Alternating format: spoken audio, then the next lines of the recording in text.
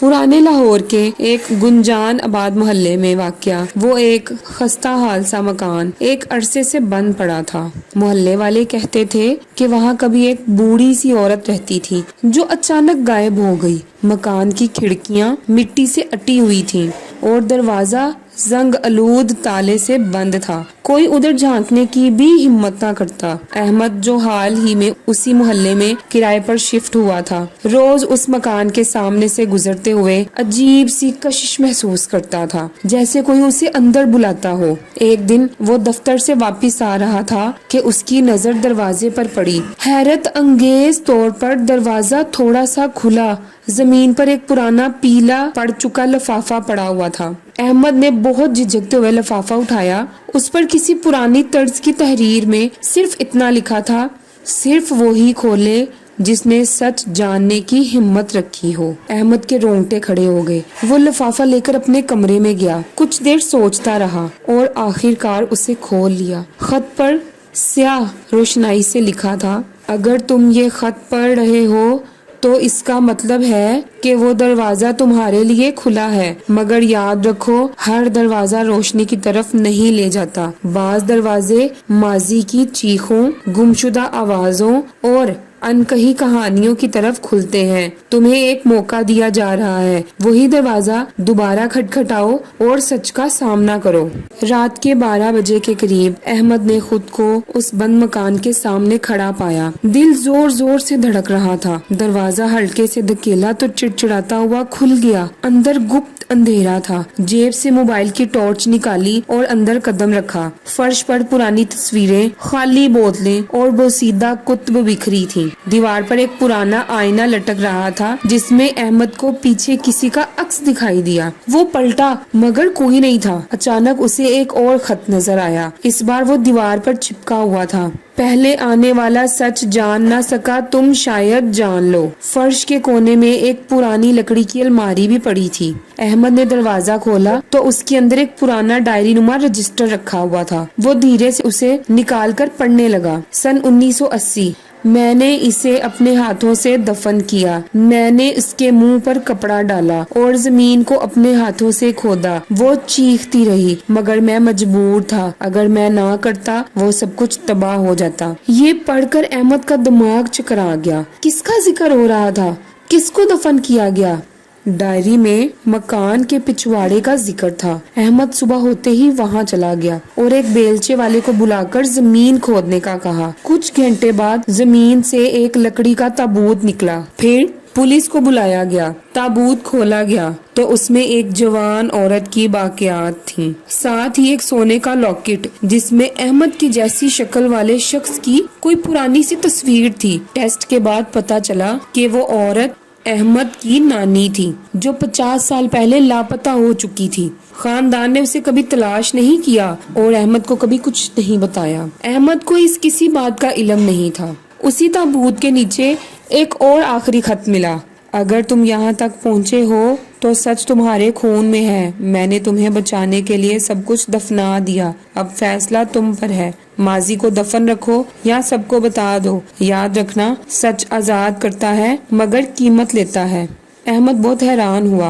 अहमद ने वो खत संभाल लिया। उसने पूरे वाक़े की रिपोर्ट मीडिया को कर दी। पुलिस ने तहकीकात शुरू कर दी लेकिन कोई जिंदा गवाह न था। अहमद आज भी उसी वाक़े पर बहुत खामोश था। बस कभी कभी अपने कमरे में बैठे बैठे दरवाजे की तरफ देखता, शायद कोई और नया खत आने वाला हो। फिर ये वाक़या गुजरे कई हफ्ते हो चुके थे मगर अहमद का दिल अब भी पुरसकून नहीं था। हर रात वो उस दरवाजे के ख्वाब देखता जो कभी बंद हुआ कभी खुला। एक रात बारिश में भीगे लम्हे में अहमद घर लौटा तो अपने कमरे की मेज पर एक और लिफाफा पाया। वही पुराना जर्द लिफाफा, वही खत की खुशबू और वही तहरीर। एक और दरवाजा है मगर इस बार सिर्फ आईना ही उसे दिखा सकता है। अहमद हैरान, क्या कोई मेरे कमरे में आया था? यहाँ ये खत खुद ही आ गया उसी रात जब बारिश तेज हो गई। احمد نے پرانے مکان میں موجود آئینے کو دیکھنے کا فیصلہ کیا۔ وہ آئینہ جو پہلی بار اسے کسی کی پرچھائی کی جھلک دکھا چکا تھا، جیسے ہی احمد آئینے کے سامنے کھڑا ہوا اس کی سانسیں تھم گئیں۔ آئینے میں اس کی پشت پر ایک دروازہ نظر آ رہا تھا، مگر حقیقت میں وہاں کچھ نہیں تھا۔ وہ دھیرے سے پیچھے ہٹا اور دیوار کو چھوا اور دیوار کھل گئی۔ ایک تنگ طریق زینہ نیچے تہہ خانے کی طرف جا رہا تھا۔ تہہ خانے میں ایک عجیب سی نمی تھی، دیواروں پر موم بتیوں کے ہلکے ہلکے نشان تھے۔ ایک میز پر ایک اور خط رکھا تھا اور ساتھ ایک پرانی سی کتاب پڑی تھی۔ خط میں لکھا تھا، سچ کبھی ایک رخ نہیں رکھتا، اب تمہیں وہ رخ دکھانے کا وقت ہے جو کبھی تمہارے نانا نے چھپایا تھا۔ پھر اس نے وہ کتاب پکڑی اور پرانی کتاب میں درج تھا، سن 1902 میں نے یہ مکان اپنی بیوی کے لیے بنایا تھا، مگر وہ ہر رات کسی اور سے باتیں کرتی تھی۔ آئینے میں نے چھپ کر دیکھا، وہ آئینے میں کسی سے ہنستی تھی، پھر ایک دن غائب ہو گئی۔ میں نے آئینہ بند کر دیا، مگر دروازہ کبھی بند نہ ہوا۔ پھر احمد کو محسوس ہونے لگا کہ وہ عورت جس کی باقیات اس تابوت سے ملی تھی صرف مظلوم نہیں بلکہ شاید کچھ اور بھی تھی۔ شاید وہ زندہ تھی، یا پھر اس کے ساتھ کوئی ایسی ہستی منسلک تھی جس کا تعلق شاید انسانوں سے نہیں تھا۔ اسی لمحے آئینے کی سطح لرزنے لگی۔ احمد نے پیچھے مڑ کر دیکھا تو آئینے میں بالکل وہی عورت کھڑی تھی جو اسے تابوت میں ملی تھی۔ اس کے ہونٹ ہلنے لگے۔ تیسرے دروازے کو مت کھولنا احمد، وہ سب کچھ کھا جائے گا۔ احمد نے جلدی سے تہہ خانے کا دوسرا کونا دیکھا۔ وہاں ایک پتھر کی دیوار تھی اور اس پر خون جیسے نشانوں سے لکھا تھا، یہی ہے آخری دروازہ، اسے کھول کر یا سب کچھ پاؤ گے یا سب کچھ کھو دو گے۔ اسی لمحے زمین ہلنے لگی، دیواروں میں دراڑیں پڑنے لگی۔ اب احمد کے پاس 3 راستے تھے، یا تو وہ سب کچھ چھوڑ کر ہمیشہ کے لیے محلہ، شہر اور یہ راز بھلا دے، یا آئینے کی عورت پر یقین کر کے تیسرا دروازہ نہ کھولے، یا ہمت کر کے اور آخری سچ کا سامنا کرے۔ احمد نے ہاتھ بڑھایا اور دروازے پر لگے پتھر کو دھکیل دیا۔ دروازہ کھل گیا۔ سیاہی، چیخیں، پرچھائیاں اور پھر مکمل خاموشی۔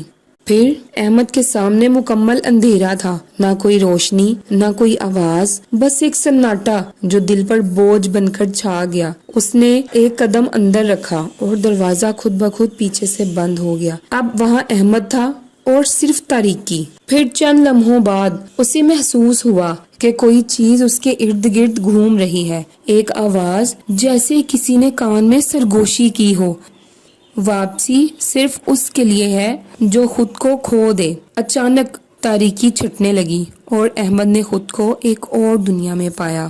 وہاں سب کچھ ساکت، اجلے درخت، ہواؤں میں معلق دروازے اور سائے جو انسانوں کی طرح چلتے تو تھے مگر ان کے چہروں پر آنکھیں نہیں تھیں۔ ایک پرچھائی احمد کے قریب آئی، اس کے ہاتھ میں ایک اور خط تھا اور خط میں لکھا تھا، یہ وہ دنیا ہے جہاں سچ دفن کیے جاتے ہیں، تم جسے نانی سمجھتے رہے وہ محض ایک آغاز تھا، تمہارے خون میں وہ راز ہے جس کی حفاظت 3 نسلوں نے کی ہے اور اب تم اس کے آخری نگران ہو۔